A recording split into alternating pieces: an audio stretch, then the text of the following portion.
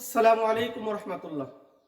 সম্মানিত সুধী, আমাদের অনেক দিনই ভাই বলছেন যে শবে বরাত নাকি সুন্নাহ দ্বারা সমর্থিত না, আর এটা নাকি পৃথিবীর শ্রেষ্ঠতম বেদাত। আসলে যদি তারা হাদিস খুঁজে না পান তাহলে যারা পেয়েছেন তাদেরকে বলবেন, কিন্তু আপনার না পাওয়াটা তো ইসলামের দলিল না, বরং পাওয়াটাই হলো ইসলামের দলিল। মুআয ইবনে জাবাল রাদিয়াল্লাহু তাআলা আনহু থেকে বর্ণিত, রাসূলুল্লাহ সাল্লাল্লাহু আলাইহি সাল্লাম বলেন, ইয়াত্তালিউল্লাহু ইলা খালকিহি ফি লাইলাতিন নিসফি মিন শাবানা ফায়াগফিরুল্লাহু জামিআ খালকিহি ইল্লা লিমুশরিকিন আও মুশাহিদিন। সহিহ ইবনে হিব্বান, হাদিস নাম্বার 5665। সম্মানিত সুধী, এই হাদিসটিকে হাদিস জগতের বিখ্যাত ইমাম ইবনে হিব্বান রহমতুল্লাহ আলাই, ইমাম জাইনুদ্দিন ইরাকি রহমতুল্লাহ আলাই, ইমাম জাকিউদ্দিন মুনজির রহমতুল্লাহ আলাই সহ প্রমুখ মুহাদ্দিসিন কেরামগণ এবং হাদিসের ইমামগণ এই হাদিসটিকে সহিহ বলেছেন।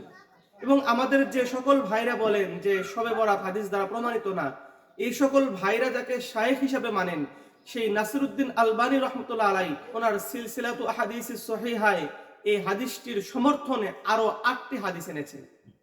অর্থাৎ এই শবে বরাত বা লাইলাতুল বারাত এটা হাদিস দ্বারা প্রমাণিত, সুন্নাহ দ্বারা প্রমাণিত। মোহতারাম হাজরিন, এই রাত কেন্দ্রিক আমাদের কেউ কেউ আছে বাড়াবাড়ির ভিতরে, আর কেউ কেউ আছে সারাসারির ভিতরে।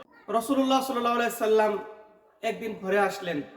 আসার পরে উনি ওনার জামা চেঞ্জ করে, পোশাক চেঞ্জ করে দ্রুত ঘর থেকে বের হয়ে গেলেন। আম্মা জান আয়েশা সিদ্দিকা রাদিয়াল্লাহু তাআলা আনহা ওনাকে খুঁজতে লাগলেন। খুঁজতে খুঁজতে গিয়ে দেখলেন উনি জান্নাতুল বাকিতে কবরের সামনে দাঁড়িয়ে উনি আল্লাহ তাআলার কাছে রোনা জারি করছেন।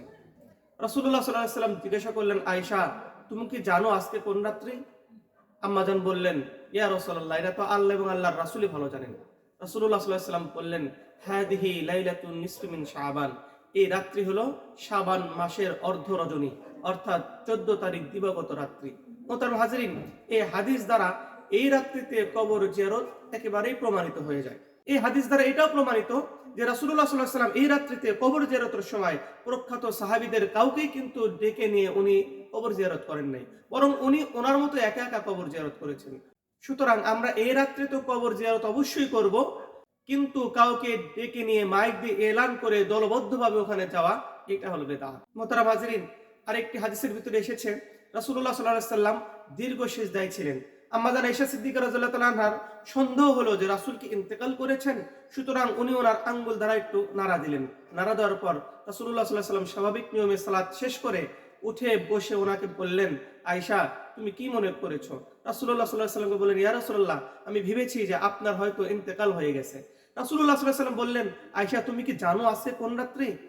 আম্মা জান আয়েশা সিদ্দিকা রাদিয়াল্লাহু তাআলা আনহা বললেন, এটা তো আল্লাহ এবং আল্লাহর রাসূলই ভালো জানেন।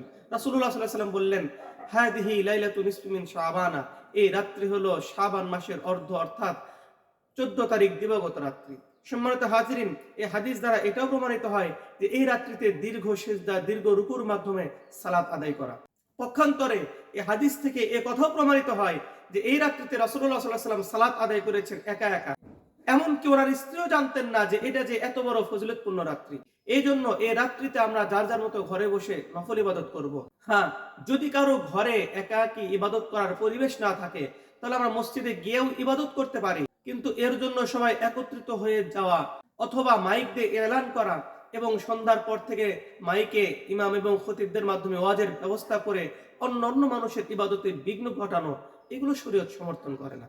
মোহতারাম হাজরিন, এক কথায় এই লাইলাতুল বারাত বা শবে বরাত বা লাইলাতুন নিসফি মিন শাবান এটা হাদিস দ্বারা প্রমাণিত, কিন্তু এই হাদিস দ্বারা প্রমাণিত আমাদের কিছু ভাইরাকে একেবারে অস্বীকার করেন, আর আমাদের কেউ কেউ আছেন এটাকে স্বীকার করতে করতে অনেক বেদাত এর মধ্যে সংমিশ্রণ করে ফেলেছেন।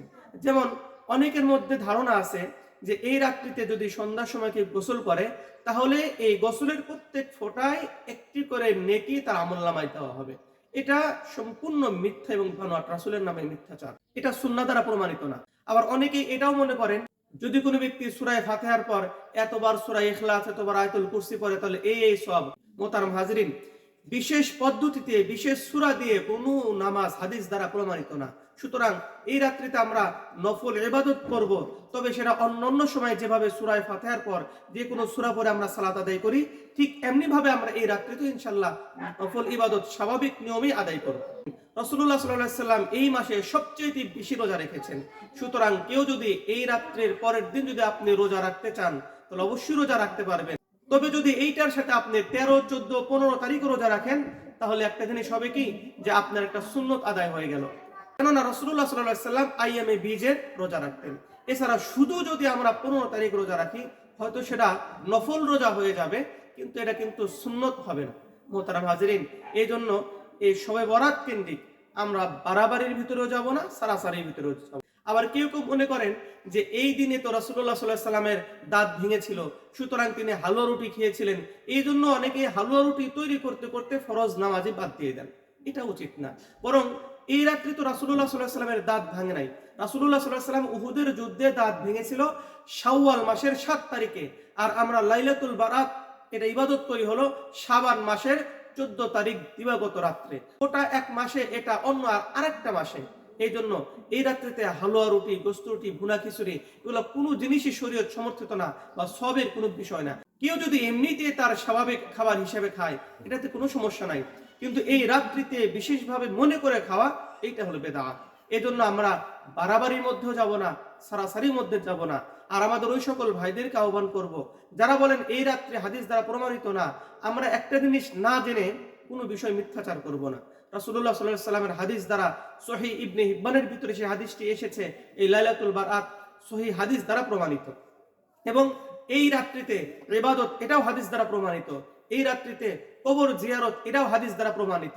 তবে হ্যাঁ, আমরা দলবদ্ধভাবে যাব না, মাইকে এই রাত্রিতে ওয়াজের কোনো ব্যবস্থা করব না, দলবদ্ধভাবে কোনো ইবাদত করব না, এবং এই রাত্রিতে আমরা সূরা ফাতিহার পর বিশেষ পদ্ধতিতে কোনো সালাত আমরা আদায় করব না, এবং এই রাত্রিতে আমরা হালুয়া রুটির ব্যবস্থা করব না, এরপরে আমরা এই রাত্রিতে গোসল করব না। মোহতারাম হাজরিন, এই শরীয়ত গর্হিত কাজগুলো না করে আমরা যদি ইবাদতের মাধ্যমে, জিকির আজকারের মাধ্যমে, তাসবিহ তাহলিলের মাধ্যমে এই রাত্রিতে ইবাদত করি তাহলে আশা করা যায় ইয়াত্তালিউল্লাহু ইলা খালকিহি ফি লাইলাতিন নিসফি মিন শাবানা, এই রাত্রিতে আল্লাহ রাব্বুল ইজ্জাত সমস্ত মাখলুকের দিকে তাকান, ফায়াগফিরুল্লাহু জামিআ খালকিহিম, অতঃপর সমস্ত মাখলুককে ক্ষমা করে দেন, ইল্লা লি মুশরিকিন আও মুশাহিন, কিন্তু যারা শিরক করে, আল্লাহ রাব্বুল ইজ্জাতের সাথে কাউকে শরীক করে এবং যারা বিদ্বেষ পোষণ করে, এই সমস্ত ব্যক্তিদেরকে তিনি এই রাত্রিতেও ক্ষমা করেন না। এজন্য আমাদের উচিত দিল থেকে তওবা করা, আমরা শিরক করব না, শিরকি যত কার্যকলাপ আছে এগুলো থেকে নিজেদেরকে মুক্ত রাখা, এবং কারো প্রতি যদি আমার বিদ্বেষ হয় সেই বিদ্বেষ থেকে আমার ফিরে আসা। আল্লাহ রাব্বুল ইজ্জাত এই দুইটা ভয়াবহ ফিতনা থেকে আমাদেরকে হেফাজত করুক, এবং এই রাত্রিতে যে বিশাল সওয়াব এবং ফজিলতের কথা আছে এইগুলো আমাদের অর্জন করার তৌফিক দান করুক। আসসালামু আলাইকুম ওয়া রাহমাতুল্লাহ।